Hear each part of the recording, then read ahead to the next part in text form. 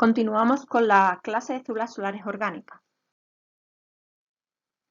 Hemos visto algunos de los materiales orgánicos más utilizados y tenemos que destacar que la estructura de las células solares orgánicas son completamente diferentes a las inorgánicas, como ahora veremos. Por ejemplo, hablaremos de capas que sean conductoras de hueco y conductoras de electrones. Pues la capa más utilizada hoy en día en este tipo de células como capa conductora de huecos con una alta concentración de portadores es la P2PSS, en el que tiene esta estructura y tiene esta forma, donde en amarillo aparece la cadena conjugada para el transporte de carga y en verde aparece pues aquella parte necesarias para formar el dopaje tipo P, ya que estamos hablando de una capa transportadora de huecos. La capa transportadora de huecos generalmente lo encontraréis en la bibliografía con el nombre de HTL, del inglés Hole Transport Layers.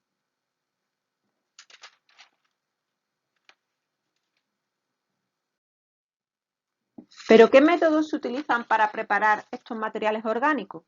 Pues hay que destacar los procesos en solución química, principalmente para los materiales poliméricos, pero también se pueden utilizar para moléculas pequeñas y algunos materiales inorgánicos. Las capas se suelen preparar por spin coating, doctor blade o por printing. Tienen la ventaja de que posibilitan una alta velocidad de producción, así como el proceso se realice a temperatura ambiente. Destacar que este proceso de fabricación es de bajo coste. Por otro lado, tenemos los procesos secos, digamos, pues por ejemplo, la evaporación térmica. Solamente se utilizan para las pequeñas moléculas. Las capas se pueden depositar, como he dicho, en vacío, por ejemplo, por evaporación térmica, o bien por el transporte en atmósfera inerte, etc. Por ejemplo, el depósito en fase vapor orgánico. Estos procesos son muy buenos para producir sistemas multicapas y además suele producir materiales de una mayor pureza que aquellos producidos utilizando un proceso en solución química. En esta foto viene representado y en este esquema el depósito de fase vapor orgánica que hay en el HZB de Berlín, donde por un lado tienes la cámara de mezcla con la fuente de nitrógeno, el MFC, la dilución del MFC. Después en la segunda cámara tenemos pues donde va a tener lugar el sustrato. Tendremos una caja de guantes acoplada, etcétera, para que veáis más o menos, os hagáis una idea cómo sería hacerlo por un proceso OVPD. Bueno, ¿y qué ocurre a un material orgánico cuando incide fotones sobre él? Cuando los materiales orgánicos absorben un fotón, se crea un estado excitado y se limita a una molécula o a una región de una cadena de polímero, como podéis ver en el esquema. El estado excitado se puede considerar como un excitón. Un excitón realmente es una unión de un electrón y hueco, un par electrón-hueco, pero que están unidos por fuerzas de Van der Waals. De manera que, como he comentado antes, están localizados en una molécula o en una cadena de polímeros. Los excitones pueden ser de Frenkel si están localizados o de Mott-Wannier si están deslocalizados. En general se dice que los materiales orgánicos son semiconductores excitónicos. El material orgánico es muy sensible a la luz. Tened en cuenta que además tiene un coeficiente de absorción muy alto. Al absorber un fotón se creará el par electrón hueco, al igual que los materiales inorgánicos. Sin embargo, a diferencia de los materiales inorgánicos, este par electrón hueco se mantiene unido formando lo que se conoce como un excitón, por lo cual no podrá contribuir fácilmente a la producción de corriente eléctrica. Necesitamos separar ese electrón de ese hueco para poder generar cargas libres, por lo cual será necesario que a este material de partida le añadamos un segundo material que llamaremos afector, como creando una unión, pero ahora vamos a crear una unión que llamaremos unión donador-afector. No hablamos de uniones PN, sino de unión afector-donador, de forma que se genere un campo eléctrico. El campo romperá el excitón al hacer que el electrón caiga de la banda de conducción del absorbente, que era el donador, a la banda de conducción de la molécula aceptora que hemos añadido. Por lo tanto, es necesario que el material aceptor tenga un mínimo de banda de conducción más bajo que el del material absorbente o donador.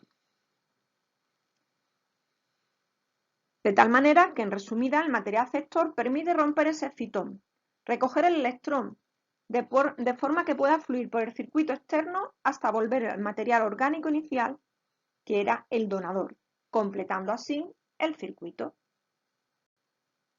Es decir, insisto, no hablamos de unión PN, hablamos de unión donador-aceptor. Entonces, vamos a ver cómo tiene lugar esta separación de carga y cuáles son los principales tipos de dispositivos que existen en las células solares orgánicas. Los excitones, que son los que se producen al material orgánico absorber los fotones, son cuasipartículas neutras. Y ahora ya no funciona el concepto de separación de carga en una unión PN, como ya he dicho.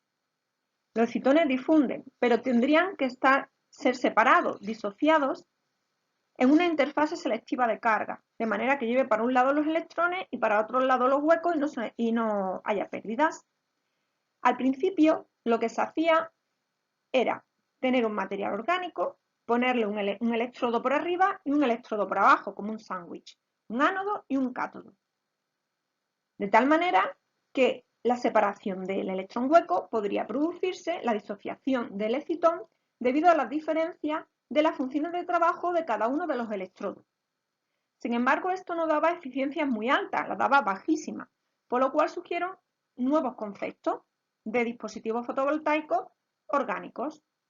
El primer concepto surge como en el año 1986 y es lo que se conoce como la heteronión donadora-aceptora, o lo que vemos aquí, la transparencia, la figura de abajo de la izquierda, la heteronión donadora-aceptora planar, en la que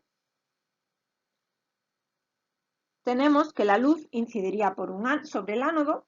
Tendríamos primero como si tuviéramos una capa de un material donador, otro aceptor, son orgánicos, y entre ellos pues tenemos en los extremos el ánodo al lado del donador y el cátodo al lado del aceptor. Incide la luz por el ánodo. De tal manera que incide, se generan los excitones y en la interfase donador-aceptor, esos excitones que han difundido hacia esa interfase se pueden separar el electrón y hueco. Los huecos yéndose hacia el ánodo y los electrones yendo hacia el cátodo. Sin embargo, aquí había un problema, y es que la longitud de difusión de los portadores es muy baja, solo de unos 3 a 15 nanómetros, por lo cual lo que habría que hacer entonces sería hacerlas mucho más delgadas, porque queremos que la longitud de difusión, si recordáis, pues sea del rango al menos del espesor del material. Pero si son más delgadas, tenían una peor absorción de la luz, por lo cual ese fue el motivo, debido a esa baja longitud de difusión, que surgieran otro nuevo concepto. Una longitud de difusión que fuera más comparada a la longitud de absorción de la luz, que es en torno a unos 100 nanómetros, debido al coeficiente de absorción de unos 10 elevado a la 5 centímetros a la menos 1. Por lo cual surgió en los primeros 90, surgieron el concepto de una heteronión donadora-aceptora en volumen o masiva, bulk, en el que se lo podéis encontrar en la literatura como BHJ, en el que en vez de tener ahora como si fueran dos láminas, una unida a la otra, lo que tenemos es como una mezcla de entre un material donador y otro aceptor, como si tuviéramos dos fases mezcladas. Y las regiones de cada material en el dispositivo estarán separadas por solo varios nanómetros. Distancia adecuada para la difusión de los portadores, que es el problema que teníamos en la estructura planar. Estos dispositivos BHJ requieren un control más sensible sobre la morfología de los materiales en la nanoescala. Y después, más tarde, para resolver problemas de un aumento de resistencia en serie que tenía lugar debido a esta mezcla donadora-aceptora, surge el concepto de las células solares híbridas, es decir, es una mezcla de células solares es una mezcla de materiales inorgánicos ordenados con regiones activas orgánicas. En definitiva, en lo que serían las células del tipo BHJ, que hemos dicho que realmente están compuestas por una mezcla de un material orgánico aceptor que tiene el papel de aceptar electrones y otro que tiene el papel de donar los electrones, pues de todas ellas hay que destacar estas células que están basadas en polímeros, dopadas con fulereno. Son células solares orgánicas, procesables de solución, por lo cual se reduce muchísimo el coste, y donde la capa activa o fotoactiva está compuesta generalmente por una mezcla bicontinua de dos materiales orgánicos semiconductores, como ya he comentado. Un polímero conjugado mezclado con un derivado soluble del fulereno.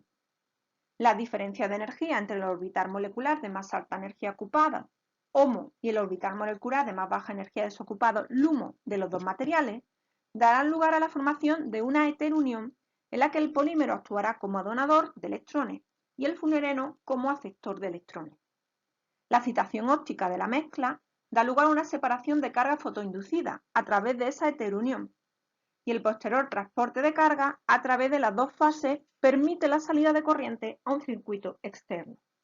Si miramos el esquema, la luz incide sobre un óxido conductor transparente que está depositado sobre vidrio. Después tenemos el PEDOT PSS, que ya habíamos dicho que es un buen HTL, una buena capa transportadora de huecos. Después tenemos el PCBM, que es nuestro derivado del fulereno, el polímero conjugado, que es nuestro donador de electrones. Y por otro lado tenemos como electrodo el metal aluminio. Como podéis ver, inciden los fotones, se produce el excitón, se tiene lugar en esta heterunión la separación de carga, que permite llevar los huecos hacia el PEDOT PSS y los electrones hacia el aluminio, teniendo lugar el flujo de una corriente externa. La disociación de estos excitones y la generación de los portadores de carga la podríamos ver mejor quizás en estos esquemas.